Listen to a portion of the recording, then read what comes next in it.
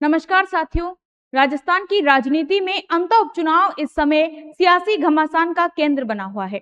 मैदान में सिर्फ उम्मीदवार नहीं बल्कि जातिगत समीकरण, सत्ता के वादे और नेतृत्व की विश्वसनीयता दांव पर लगी है। आज हम उस पूरे खेल का विश्लेषण करेंगे जिसने अंता में दलित समाज को सीधे सीधे कटघरे में खड़ा कर दिया है। याद कीजिए, राहुल गांधी ने उदयपुर महासम्मेलन में एससी, एसटी और ओबीसी को 50% से अधिक प्रतिनिधित्व देने का बड़ा वादा किया था। लेकिन 2025 के अंतर उपचुनाव में कांग्रेस ने जो 36 प्रभारियों की लिस्ट जारी की है, उसमें दलित समाज के महज 3 नाम ही शामिल किए गए हैं, जबकि अंतर में दलित वर्ग के 52,000 वोटर्स है।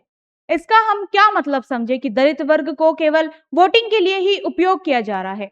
और पहले भी कांग्रेस ने ऐसा ही किया था। और यह मामला सिर्फ प्रभारियों की लिस्ट तक सीमित नहीं, चुनाव से पहले भी कांग्रेस के कदावर दलित नेता टीकाराम जूली ने यहां से दलित उम्मीदवार के लिए टिकट मांगा था, लेकिन उनकी बात अनसुनी कर दी गई।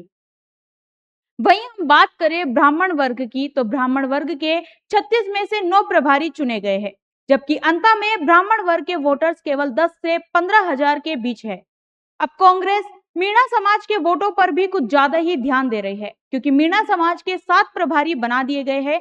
अब कुछ समझ पाना मुश्किल है, क्योंकि जिस जाति के वोट ज्यादा है उनके सिर्फ 3 प्रभारी और जिस जाति के वोट कम है उन पर पूरा पूरा ध्यान दिया जा रहा है।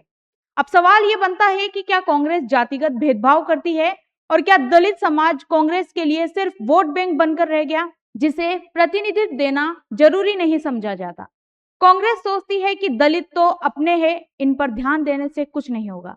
इसके बजाय प्रमोद जैन भाया को रिपीट किया गया, जबकि ये बात सब जानते हैं कि प्रमोद जैन भाया कितना बड़ा भ्रष्टाचारी है। उसके बावजूद कांग्रेस ने भाया को टिकट दिया, जिसका कारण साफ है। भाया सिर्फ जन सेवक नहीं बल्कि धन सेवक भी है। उनके करोड़ों के चंदे और अशोक गहलोत से घनिष्ठ संबंधों ने दलित नेतृत्व के दावे को पीछे धकेल दिया। इससे ये साफ होता है कि कांग्रेस में पार्टी फंड और व्यक्तिगत स्वार्थ आज भी सामाजिक न्याय से ऊपर है।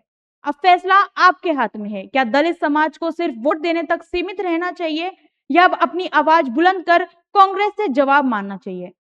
इस बारे में आप क्या सोचते हैं, हमें कमेंट करके जरूर बताइएगा।